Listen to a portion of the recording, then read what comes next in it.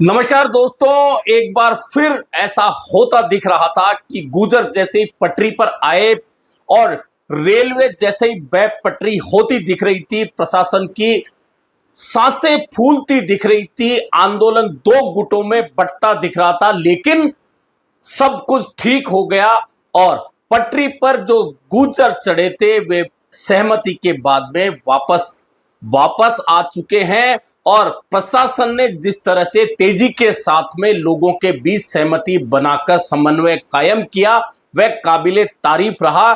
नहीं तो एक बार तो ऐसा लग रहा था कि जो गुर्जर महापंचायत बुलाई गई थी उन लोगों और जो पटरी पर गए हैं उन लोगों के बीच में असहमति के चलते कहीं गुर्जर समाज दो फाड़ होकर आंदोलन में अलग अलग नहीं बट जाए। और ऐसा होता भी दिख रहा था, और होता इसलिए दिख रहा था कि महापंचायत बुलाई गई और महापंचायत में पहले ही कह दिया गया था विजय बैंसला की ओर से कि सरकार ड्राफ्ट भेजेगी, उसके बाद फैसला करेंगे। सरकार ने 7 सूत्रीय ड्राफ्ट भेज दिया, ड्राफ्ट पर चर्चा हो गई, वहां ड्राफ्ट पढ़ लिया गया और उस पर सहमति जताकर महापंचायत को समाप्त करने की घोषणा कर दी गई।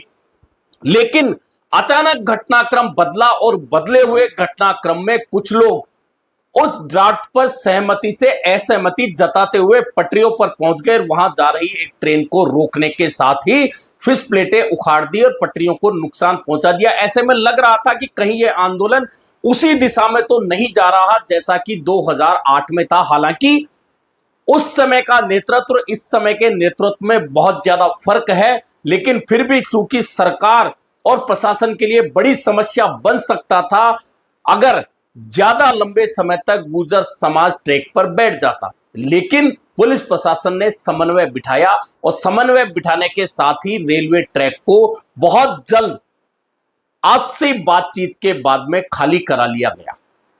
दरअसल यह सब कैसे हुआ नहीं हुआ इस बारे में बहुत ज्यादा खुलासे बाद में होंगे, लेकिन सबसे पहले तो यह कि 8 जून को पीलूपुरा में महापंचायत का ऐलान करते हुए तमाम पंच पटेल जो गुर्जर समाज के हैं उन्होंने गांव गांव जाकर पीले चावल बांटे, लोगों से आह्वान किया था। उस समय सवाल यह उठ रहा था कि क्या विजय बैंसला को वह समर्थन मिल पाएगा समाज का जो उनके पिता कर्नल किरोड़ी सिंह बैंसला को 2008 में मिला था। लेकिन इसमें बिल्कुल वैसा ही हुआ और समाज अपनी मांगों को लेकर सरकार से जो नाराजगी जता रहा था उस नाराजगी को लेकर इस महापंचायत को पूरी तरह से समर्थन दिया समाज ने और पीलूपुरा में हजारों की संख्या में भीड़ जुटी। इस भीड़ में न सिर्फ राजस्थान के लोग आए बल्कि आसपास के अन्य राज्यों के भी कुछ लोगों ने इस महापंचायत में अपनी उपस्थिति दर्ज कराई।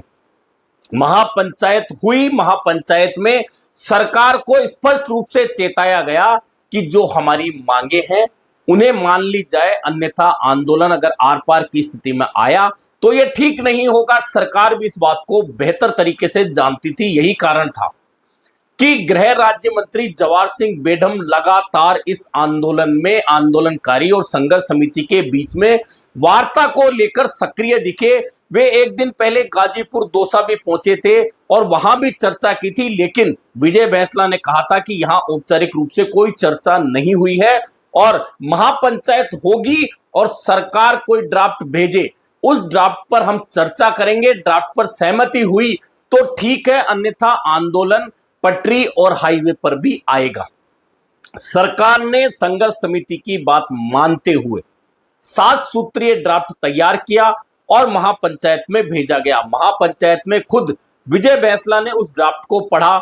उस ड्राफ्ट को पढ़ने के बाद सहमति जताई गई और कहा गया कि केंद्र सरकार जो भी मांगे हैं 9वीं अनुसूची में गुर्जर आरक्षण, एमबी आरक्षण को शामिल करने की जो बात है, राज्य सरकार यह ड्राफ्ट बनाकर केंद्र सरकार को भेजेगी, क्योंकि केंद्र सरकार के ऊपर डिपेंड करता है कि वह 9वीं अनुसूची में भेजने के लिए किसी भी आरक्षण को संसद में पारित करवाए। ऐसे में राज्य सरकार ने यह बात अपनी तरफ से कह दी थी और इसी बात पर सहमति जता दी थी। लेकिन सहमति जताने के बाद जैसे ही महापंचायत को समाप्त करने का ऐलान हुआ उसी के साथ सैकड़ों की संख्या में लोग पटरी पर पहुंच गए और ट्रेन रोक ली। उस समय लगा कि जब महापंचायत बुलाने वाले नेताओं ने ड्राफ्ट पर सहमति दे दी, महापंचायत समाप्ति की घोषणा हो गई, तो फिर आखिरकार पटरी पर जाने वाले लोग कौन है?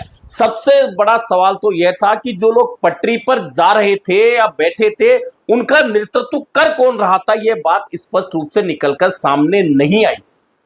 लेकिन गनीमत रही कि सब कुछ बहुत आराम से सुलझ गया और जो लोग पटरी पर थे वे पटरी से हट गए और ट्रैक क्लियर करवा दिया गया। हालांकि जो नुकसान पटरियों को हुआ है, ट्रैक को हुआ है, उसे ठीक कराया जाएगा।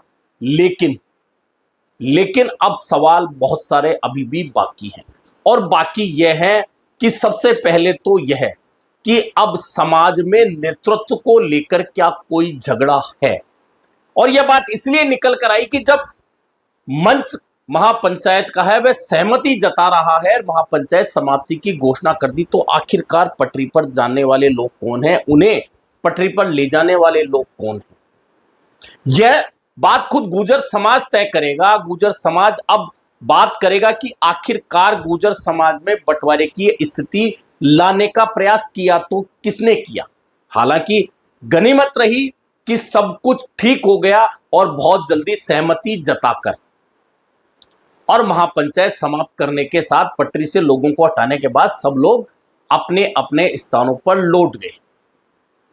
हालांकि इस मामले में विजय बैंसला का यह भी कहना है कि सरकार ने ड्राफ्ट भेजा है, हमने उस पर सहमति जताई है। अब सरकार 9वीं अनुसूची में आरक्षण को शामिल कराने के लिए केंद्र सरकार को लिखेगी, उसके बाद सारी लड़ाई आगे लड़ी जाएगी। कुछ लोग इससे असहमत हैं जो पटरी पर चले गए हैं, लेकिन हम उन्हें मनाकर जल्दी ही पटरी से हटा देंगे।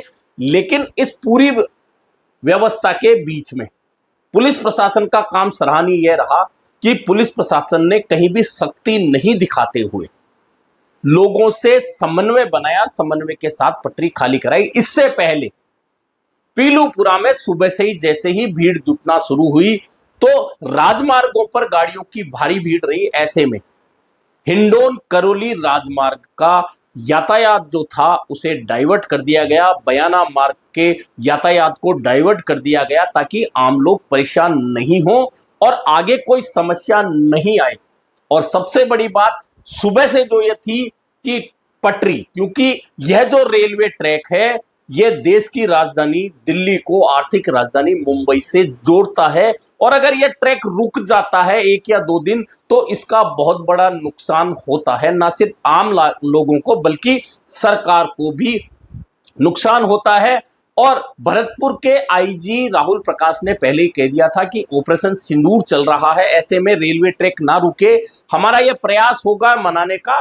और हालांकि एक बार तो यह प्रयास फेल होता दिखा जब लोग पटरी पर पहुंच गए, लेकिन समन्वय के साथ सारी बातें ठीक हो गई।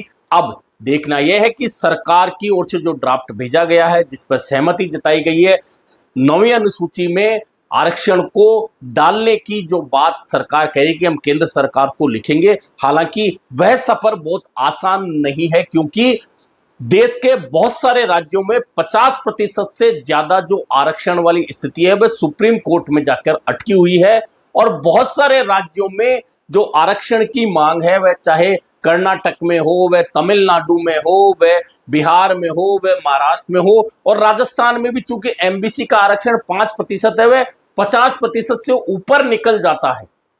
ऐसे में 9वीं अनुसूची में इस आरक्षण को शामिल करवाना केंद्र सरकार से कहकर और राज्य सरकार की ओर से लिखकर देने के बावजूद भी बहुत आसान काम नहीं है, क्योंकि बहुत सारे राज्यों की यह मांग है उस आरक्षण की अपने अपने प्रदेशों में। इसलिए यह लड़ाई अभी चूंकि राज्य सरकार राहत की सांस ले सकती है कि उसने जो ड्राफ्ट भेजा उस पर सहमति जताते हुए महापंचायत समाप्त हो गई, लेकिन अब आगे इसकी लड़ाई किस तरह से गुर्जर समाज लड़ेगा, किस तरह अनुसूची 9वीं में पहुंचता है आरक्षण, नहीं पहुंचता है, केंद्र सरकार क्या करती है, बहुत सारे पहलू इसमें देखने को मिलेंगे। लेकिन सबसे बड़ी राहत की बात यही है कि महापंचायत के बाद में जो आशंकाएं जताई जा रही थी कि कहीं पटरी ना रोक दी जाए, हाईवे ना रोक दिए जाए, वह पटरी रोकने का जो आंदोलन शुरू हुआ था वह कुछ ही देर में सहमति और समन्वय के साथ समाप्त हो गया और सब लोग अपने अपने गंतव्य को लौट गए। यह राज्य सरकार, आम लोगों और खुद गुर्जर संघर्ष समिति जो आरक्षण के लिए बनी है उसके लिए भी राहत की सांस है। अब देखना यह है कि आगे चलकर गुर्जर समाज इसमें क्या प्रतिक्रिया देता है, यह देखना काफी महत्वपूर्ण होने वाला है। अभी के लिए इतना ही, फिर मिलेंगे नए मुद्दे पर चर्चा के साथ।